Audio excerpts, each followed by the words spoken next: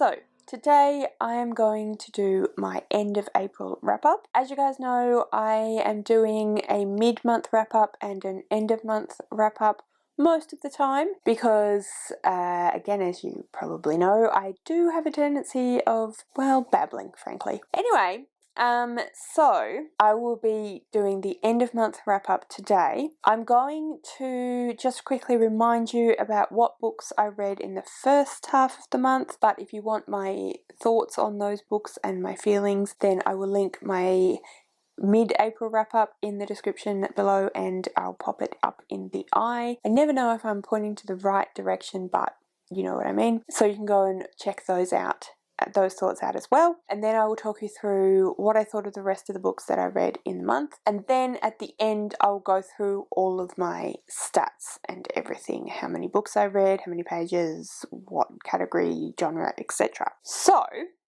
in the first half of the month I read A Court of Thorns and Roses by Sarah J Maas, A Court of Mist and Fury by Sarah J Maas, and Reflection, I should say, by Elizabeth Lim. So that was the first half of the month. Like I said, for more details about those books, please go check out my mid-month wrap-up, which, as again I said, is in the description below. So now I will talk to you about the next lot of books that I read in the second half of the month. So as you probably know, I am currently doing the Eurovisionathon readathon, which is hosted by Helen from Helen's Book Haven. I will link her channel in the description below and in the eye as well. You should absolutely go and check her out. She's a fantastic booktuber and a fantastic friend. I believe that you are still able to join the Eurovisionathon if you would like to. It is running from the 22nd of May till the 24th of May, and the idea is that we read one book per country. So there are about 40 countries in Eurovision. I don't know if anyone is actually trying to read 40 books, but you certainly can try and read 40 books in that month. I let my TBR game Roll of Reads decide, which again I will link that video in the description below, so if you want to know more about how that all worked, then obviously go check that out. But I am trying over that month, which is a month long but it's not a calendar month, I am trying to read 12 books. I'm doing alright so far. So let's talk about the books, shall we? The next book that I read in the month of April, and which is the first book I read for the Eurovisionathon, was Mysterious Affair at Styles by Agatha Christie. This is the first of her Hercule Poirot books. So those people that don't know of Agatha Christie, aren't familiar with her work, she was a she was a mystery author in the early 20th century, so at the kind of end of the Victorian era. So she wrote quite a lot of different mysteries, and she has series featuring the detective whose name is Hercule Poirot. He is a very fastidious, very odd little Belgian man. In this book, she describes him as having a head the exact shape of an egg, which I just thought was absolutely hilarious. Yeah, so Hercule Poirot is a very good detective, very sort of similar in style in terms of the way that he does his detective work to Sherlock Holmes. This is the introductory book. This is the first book about Hercule Poirot. It takes place in the south of England. I use this book for Belgium because Hercule Poirot himself is from Belgium and he has been sent over to the UK. Now when I say Victorian, I don't think I'm saying the right thing. I think this was actually later than that because I'm pretty sure it's the Second World War. Yes. First published in Great Britain in 1921, so I misspoke. It is, in fact, in more of a modern era, not Victorian at all, but there was still kind of a bit of a crossover from Victorian into modern times, even so late as the 1920s, but I digress. This is not a history lesson. Anyway, so yes, so it takes place in the south of England. The narrator of the book, whose name is Captain Arthur Hastings, and he's gone to stay with some friends, and then the matriarch of the family is killed, and it's it's a mystery, and Hercule Poirot happens to live in that area, and Hastings knows him, and so he asks Poirot to come and help out to solve the mystery. It's a closed circle mystery. It's what you'd expect from Agatha Christie. Kind of does pretty much what is on the tin. I enjoyed it. It's a very quick read. I always find Agatha Christie's a really quick read. They're really fast paced, kind of trot along at a really nice little pace. It was interesting. It was well written, and yeah, I enjoyed it. I gave it 3 stars. It was 6.14 or 6.14 in Corpile, so that translates to 3 stars. Yeah, thoroughly enjoyable book. Didn't blow me away, wasn't anything particularly amazing or outstanding, but definitely lots of fun and definitely easy to read, so definitely would recommend this one. Then we have A Good Girl's Guide to Murder by Holly Jackson, so another murder mystery. Quite different though, in that it is a contemporary as opposed to a more classic, although that was contemporary to its time. But anyway, this is young adult, and this is about a young woman who I think is 17 or 18 in the book, Pip. And she decides that for her sort of special project at school, which is sort of like a dissertation type of thing, but for high school, that she would like to investigate the mysterious disappearance of a woman or a girl who was 16. Let me start again. So where Pip lives, a young woman who was roughly Pip's age disappeared, and it's about, I think, 3 years prior. 5 years actually. Disappeared 5 years ago, and she's never been recovered. Her boyfriend at the time was not convicted, but everyone was convinced that he was the culprit. He then committed suicide, and everyone's just decided that was what happened. Case closed. Now, Pip doesn't think that this is the situation. She doesn't think this is what happened. So she's decided for her project that she's going to investigate what really happened. And she goes and speaks to the suicide victim, younger brother, because she doesn't think that he was guilty, and so she wants to help to absolve him, and she teams up with the younger brother, and they get together and decide to do that. So it's definitely a mystery, but there are some elements of thriller involved in it as well. I really enjoyed this. I thought it was really, really well written, fast paced. The mystery was fantastic. I thought that it had a lot of it was really interesting. It was well written. The characters were really great. I really loved the 2 main characters, Pip and Ravi. I thought they were really well written and really interesting. I liked Pip as a character. She was a little bit different from a lot of young adult characters, and not in that, not like other girls way of you want to be interested in me because I'm not like other girls, I'm an individual. But she was just an interesting character who was an individual, who was different from those around her. She likes school, she likes homework, those are important to her. That is what she will focus on and work on, and I really appreciated that. I thought that was really interesting, and something that, there's a different perspective that you don't see very often. Rowan looked like he wanted to say something or do something, so I am pausing for Rowan to make that noise.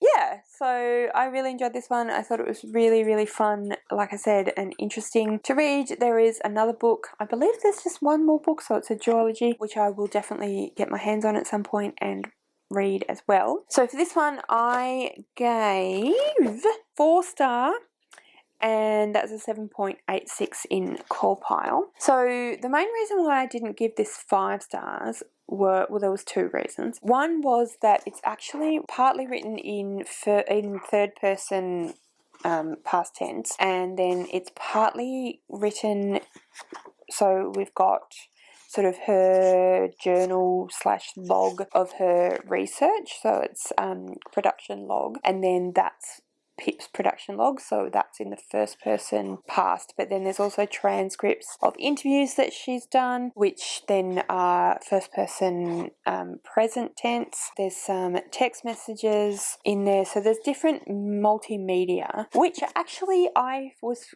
fine with, but it did, because I'm not used to that sort of structure. I haven't really read that many books like that. It did sort of make me feel, it did confuse me a little bit. So possibly a little bit unfair to drop a star because of that, because that's not really the book's fault so much as my fault. But just because we were switching out of third person past with a sort of, you know, the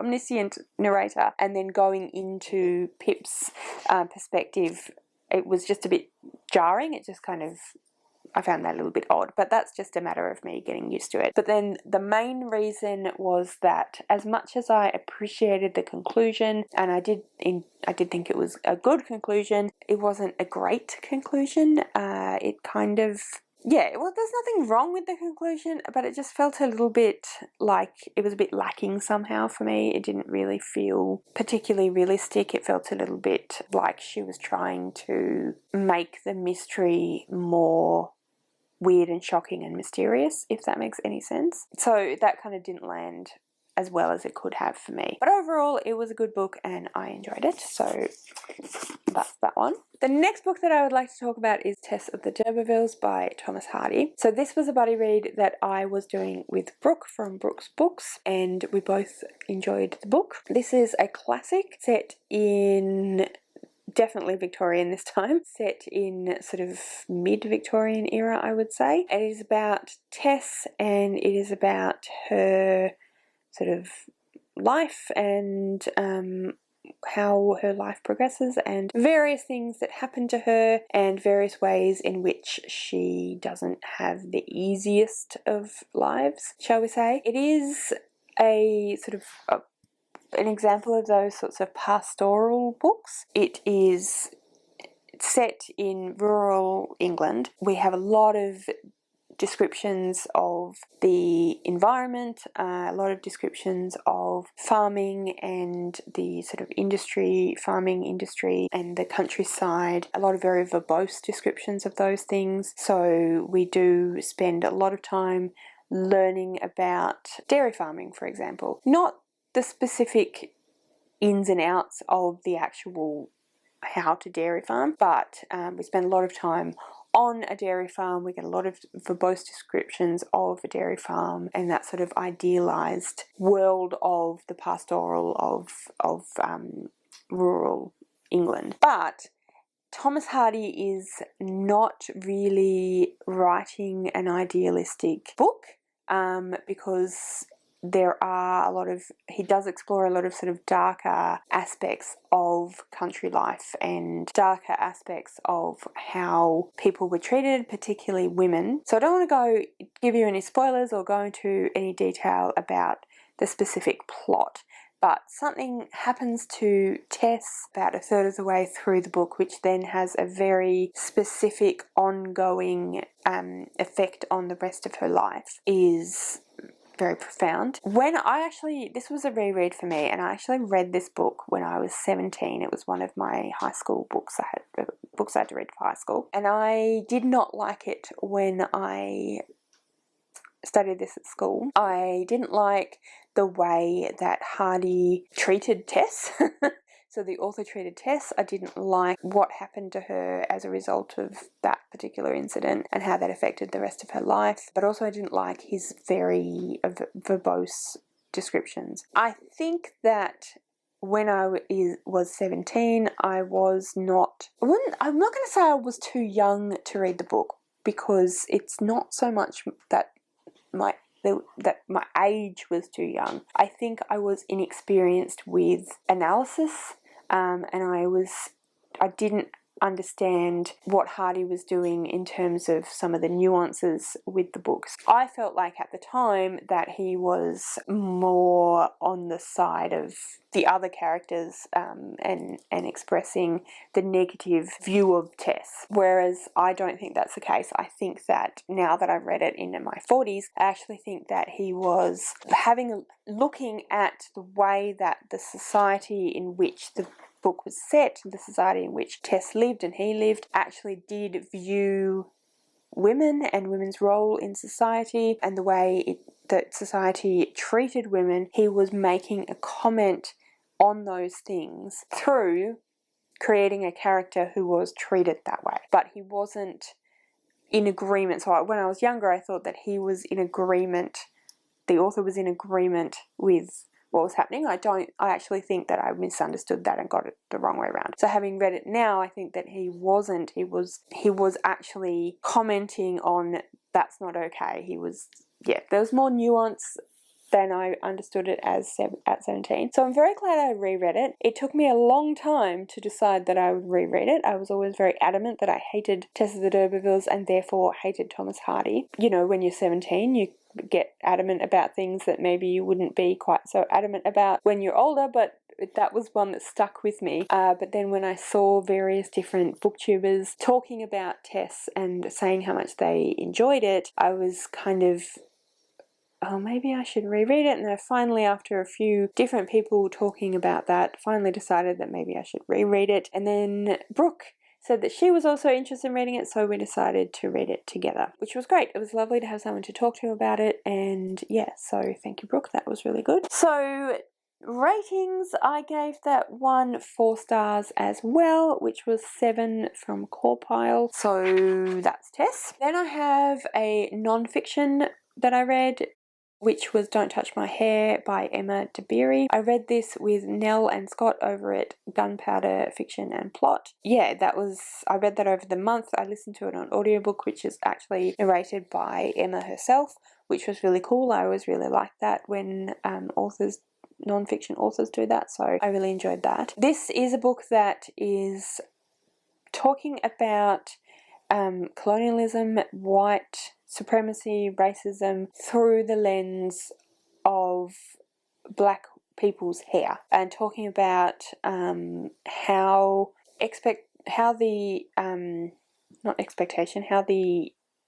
way that we view hair and the way that we view aspects of what we look like and how we present ourselves as being very white, Europe-centric, and how that is racist and how that negatively affects people of African descent, particularly who have a particular type of hair.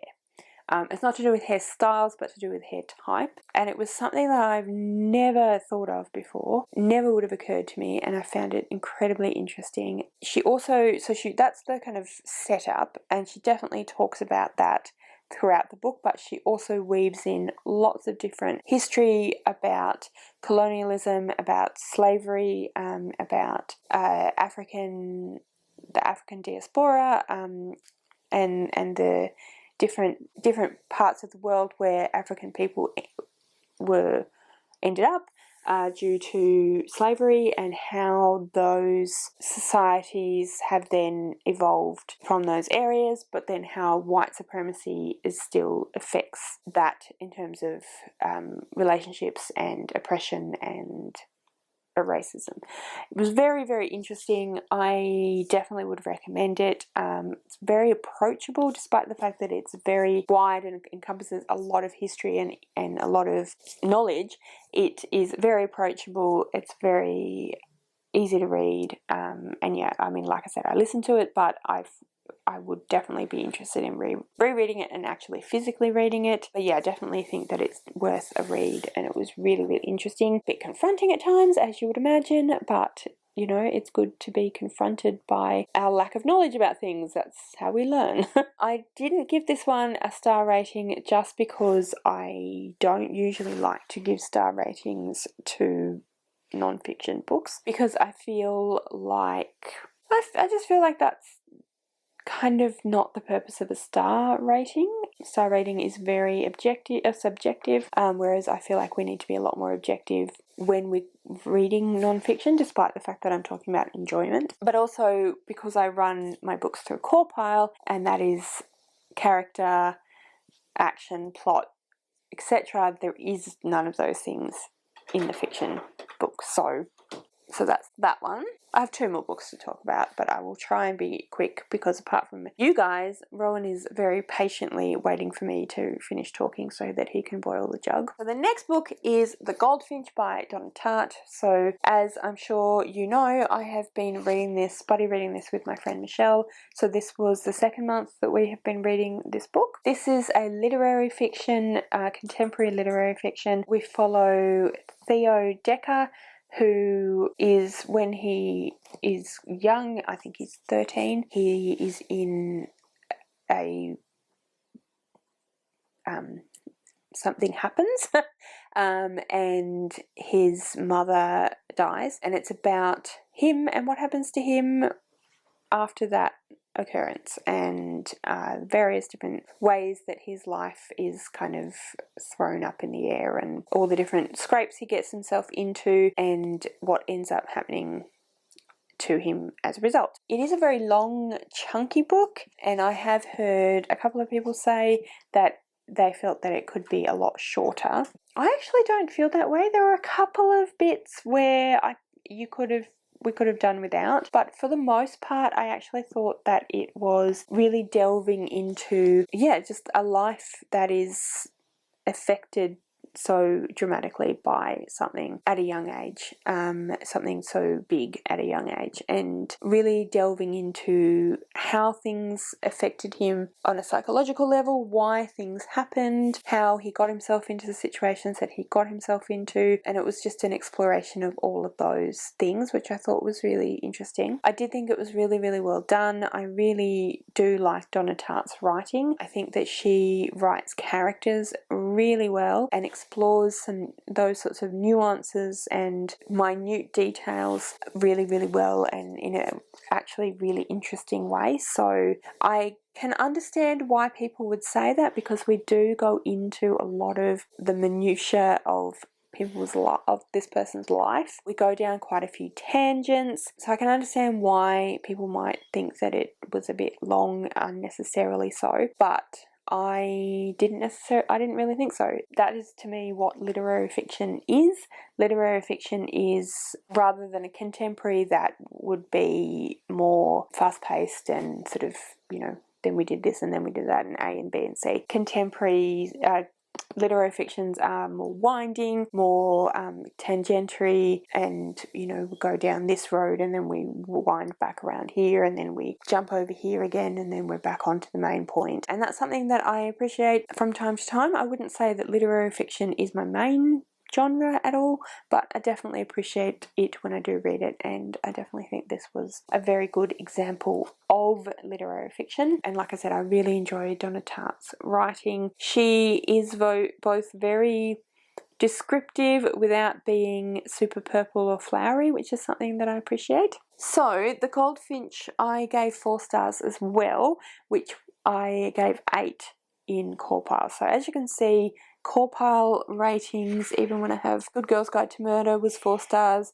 but it's 7.86. The Goldfinch was 4 stars, but the camera was not recording and I didn't realise, so I don't actually know at what point it cut off. But I was just saying that Corpile, you can be a bit more in depth, so you can enjoy something in a similar way and say they're both 4 stars, but this one might be slightly better researched or have slightly better characters, or might have followed its own internal logic slightly more or something like that. So anyway, that was all the books that I read in the month of April. Quickly, I will tell you my stats and then I will let you go. So we have 7 books read in full, and then 2 books that were half read, so that's because Reflection I DNF'd halfway through, and The Goldfinch I read about half in April. I read 3,378 pages. Of my 7 2.5 books, we had 4 fantasy, we had 1 literary fiction, we had 2 classics, we had 2 YA, let me start that again.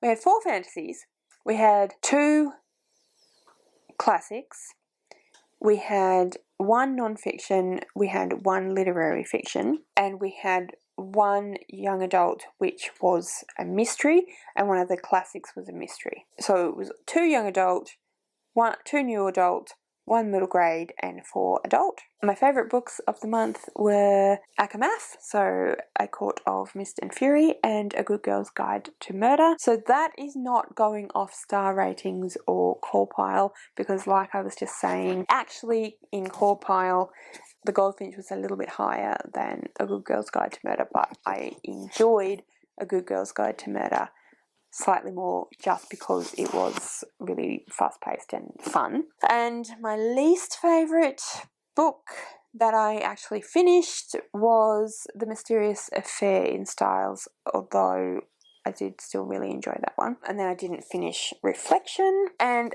finally, I am halfway through The Girl Who Speaks Bear, and I will let you know what I think of it in May. I am now being joined by a cat, just in time to say goodbye to you all. So, thank you so much for watching. I really hope you enjoyed this video.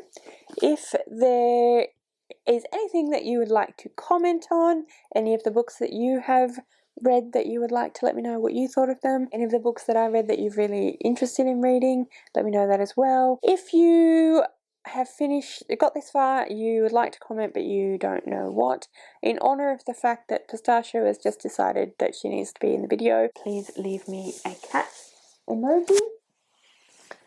And yeah, like I said, thank you so much for watching. I really hope you enjoyed this video, and I will see you next time.